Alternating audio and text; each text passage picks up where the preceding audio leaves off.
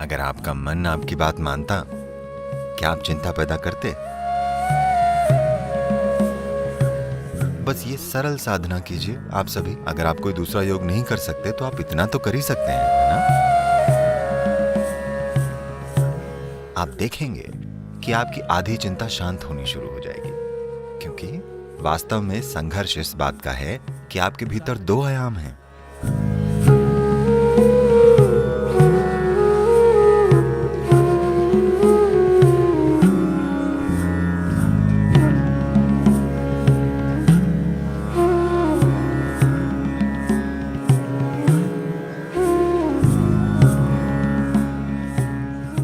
अगर आपका मन आपकी बात मानता, क्या आप चिंता पैदा करते? नहीं। इसलिए जवाबों के लिए कहीं और मत देखिए, कहीं भी दूसरी जगह। बात बस इतनी सी है कि आपका अपना शरीर और मानसिक ढांचा आपकी बात नहीं मान रहे। तो आपने बहुत सी बातें कही, मैंने कोशिश की, और ये पूरी कैलिफोर्निया में जो बड़े बड़े शब्द घूम रहे हैं, खासतौर पर उसे सरेंडर करने के बारे में, इसे जाने देने के बारे में, ऐसी किसी चीज ने एक भी व्यक्ति के लिए काम नहीं किया है कभी भी। क्या इसने किया है? मैं आपसे पूछता हूं। आपको चिंता है, उसे जाने देने की कोशिश कीजिए। क्या ये चली जाती है? यहां तक कि फ्लू भी, कमबख्त फ्लू तक नहीं जाता। हाँ या ना? साधारण सी सर्दी भी नहीं जाती। आप कहते हैं जाओ, क्या ये चली जाती है?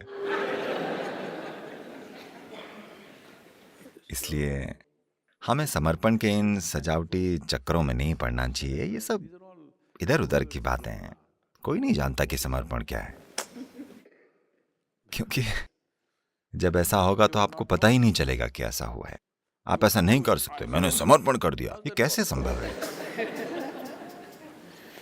तो उन चीजों को छोड़कर, खास तौर पर जैसा मैंने कहा है, आपने यूजर मैनुअल को नहीं पढ़ा है कि ये कैसे काम करता है। हमें इस पर ध्यान देना होगा। ये सिस्टम इस तरह से बना है कि अगर आप अपना हाथ ऐसे रखें तो ये एक तरीके से काम करेगा, अगर आप ऐसे करें तो ये दूसरी तरीके से काम करेगा। ये एक अद्भुत प्रक्रिया है। अगर ये कोई सरल चीज होती तो हम इसे छेनी हथौड़ी से कूट पीट कर सही आकार में ले आते, ठीक है? ये बहुत सादा परिष्कृत है। ये मशीन असाधारण रूप से जटिल है। ये जिस चीज के लिए बनी है उसे उस तरह इस्तेमाल करने के लिए व्यक्ति को एक निश्चित तरह का ध्यान देने की जरूरत है, वरना यह खुद को अस्त व्यस्त कर लेगी। अब कई कारक हो सकते हैं, जेनेटिक कारक हो सकते हैं, सामाजिक कारक हो सकते हैं, कुछ पालन पोषण के मुद्दे हो सकते हैं, तमाम तरह की चीजें हैं। पर अपनी समस्याओं के लिए इनमें से किसी भी चीज को कारण मत ठहराइए। जरूरी बात बस ये है, आप अपने मन को वैसे नहीं रख पा रहे हैं जिस तरह से आप उसे चाहते हैं। आपकी बस यही समस्या है ना? जिस पल आप कारण देते हैं कि मैं ऐसा इसलिए हूं क्योंकि मेरे पिता ऐसे थे, मैं ऐसा इसलिए हूं क्योंकि मेरे दादा की जेनेटिक्स ठीक नहीं थी, तो समझिए आप खत्म हैं।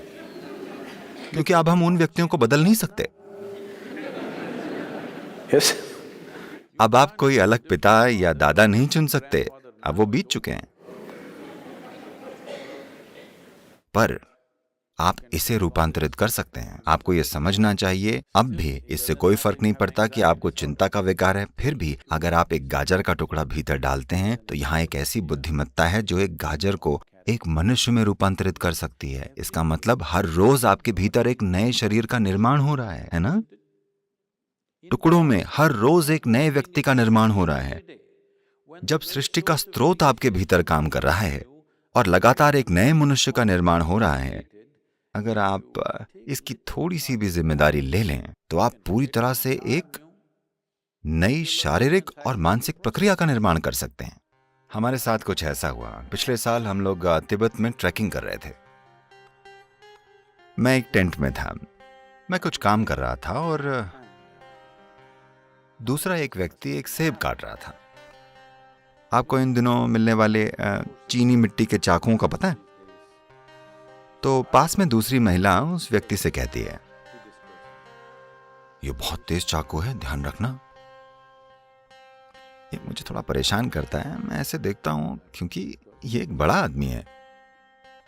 अगर वो कोई बच्चा होता तो अलग बात थी, तब हमें देखना होता कि वो चाकू कैसे इस्तेमाल कर रहा है। वो एक पूरा बड़ा आदमी है। और चाकू को तेज धार ही होना चाहिए। अगर उसकी धार तेज ना हो तो आप उसे चाकू क्यों कहेंगे? तो मैंने उसे अनदेखा किया और काम करता रहा। अगले 2 मिनटों में वो फिर कहती है, ये बहुत तेज चाकू है, ध्यान रखना। मैंने कहा बस करो, वो एक बड़ा आदमी है, उसे अकेला छोड़ दो, उसे पता है चाकू को कैसे इस्तेमाल करना है। वो एक छोटा सा चाकू नहीं संभाल सकता। ये कोई बहुत भारी मशीनरी या अंतरिक्ष यान या ऐसा कुछ नहीं है कि उसे पता नहीं कि इसे कैसे चलाना है। ये एक चाकू है। वो कहती है, नहीं सदगुरु, ये बहुत ही तेज चाकू है। और मैं जो कर रहा था वो करता रहा। अगले 2 मिनटों में वो उससे फुसफुसाती है, बहुत ध्यान रखना, ये बहुत तेज है। और अगले 2 मिनटों में वो अपनी उंगली काट लेता है। उसके बाद मैंने हार मान ली। ठीक, यही सब हो रहा है जीवन के साथ, यही सब हो रहा है। आपके पास एक बुद्धि है जिसके लिए आपके पास कोई पर्याप्त स्थिर आधार नहीं है, या दूसरे शब्दों में आपके पास एक तेज चाकू है, माफ कीजिएगा, बहुत ही तेज चाकू। A very sharp knife in your hand, but your hand is not steady. आपके हाथ में एक बहुत ही तेज चाकू है पर आपका हाथ स्थिर नहीं है। जरा देखिए, ये आपका ही मन है जो सारी पीड़ा पैदा कर रहा है ना? हाँ या नहीं? तो आपके पास है बहुत तेज चाकू है, ये जितना धारदार होगा उतना ही आप खुद को काट लेंगे। तो हमें चाकू को कुंद नहीं करना है, हमारे पास बस एक स्थिर हाथ होना चाहिए, है ना? इसके बारे में कुछ नहीं किया गया है। लोग इन तमाम शांतिकर दवाओं और बकवास के साथ जो आप लेते हैं उससे चाकू को कुंद करने की कोशिश कर रहे हैं।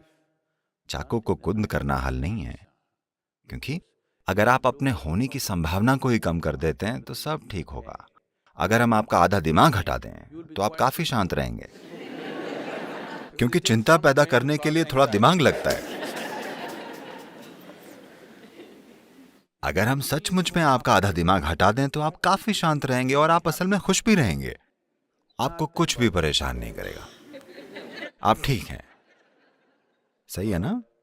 पर यह वो नहीं है जिसे हम खोज रहे हैं।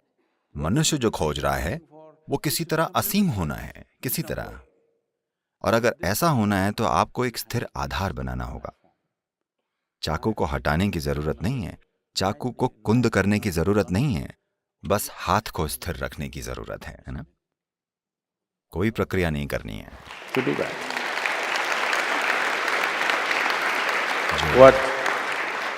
इनर इंजीनियरिंग का, योग का बस यही अर्थ है। जब मैं योग कहता हूं, कैलिफोर्निया में रहने की वजह से उन सभी असंभव मुद्राओं की कल्पना मत कीजिए। योग का अर्थ मुद्राएं नहीं है, योग का अर्थ है मिलन। ठीक है? योग का शाब्दिक अर्थ है मिलन। ये मिलन का पहला रूप है। आपका दायां और बायां, इसे योग में पिंगला और ईड़ा कहा जाता है। ये आपके भीतर पौरुष और स्त्रैण है। इन्हें बस एक साथ कर दें। आप बस ये सरल साधना कीजिए। अगर आप दूसरा कोई योग नहीं कर सकते तो इतना तो कर ही सकते हैं ना? आप ऐसा कीजिए जो आपके जीवन से संबंधित हो। ये चढ़ता हुआ सूरज हो सकता है। सूरज ऊपर आ रहा है। सूरज के ऊपर आए बिना इस ग्रह पर आपका अस्तित्व ही नहीं होता है ना? आपके भीतर जीवन की गर्माहट सिर्फ इसलिए है क्योंकि सूरज ऊपर आता है। पेड़ का ऑक्सीजन छोड़ना और उसके लिए आप कार्बन डाइऑक्साइड छोड़ते हैं और ये अदला बदली हो रही है। इसके बिना आप जीवित नहीं होते हैं ना? इसकी ओर कुछ इस तरह से देखिए, जो भोजन आप खाते हैं, सूरज, जिस धरती पर आप चलते हैं, जिस हवा में सांस लेते हैं, जो पानी पीते हैं, जो लोग आपके आसपास रहते हैं, इनमें से कुछ भी चुन लीजिए। बस ये कीजिए, आपके दाएं और बाएं को पूरी तरह एक साथ कर दीजिए। इस तरह नहीं, इस तरह नहीं, बिल्कुल सीधे। ठीक है? बस किसी ऐसी चीज की ओर देखिए जो आपके लिए सच में मायने रखती है। शायद सूरज, शायद आकाश, शायद बादल, शायद एक पेड़ या कोई व्यक्ति, शायद एक बच्चा, एक जानवर, कोई मायने नहीं रखता कि क्या। बस उसकी ओर देखिए। लगातार 10-12 मिनटों तक दोनों हाथों को जोड़े रखिए। आप देखेंगे कि आपकी आधी चिंता शांत होनी शुरू हो जाएगी। क्योंकि वास्तव में संघर्ष ये है कि आपके भीतर 2 आयाम हैं। मैं इसके विस्तृत विवरण में नहीं जाना चाहता, क्योंकि योग, शरीर विज्ञान इसके बारे में विस्तार से बताता है। लेकिन सरल शब्दों में कहें तो आधुनिक चिकित्सा विज्ञान आपको बता रहा है कि एक दायां दिमाग है और एक बायां दिमाग है। ठीक है? बस इन दोनों चीजों को एक साथ रख दीजिए। ऐसे किसी भी चीज की ओर परम प्रेम और प्रशंसा से देखिए जो आपके लिए मायने रखती है। वो आपकी पत्नी हो सकती है, आपके पति हो सकते हैं, आपकी संतान हो सकती है, एक पेड़, एक कुत्ता, आकाश, सूरज, चांद, इनमें से हर चीज आपके जीवन के लिए जरूरी है। क्या ऐसा नहीं?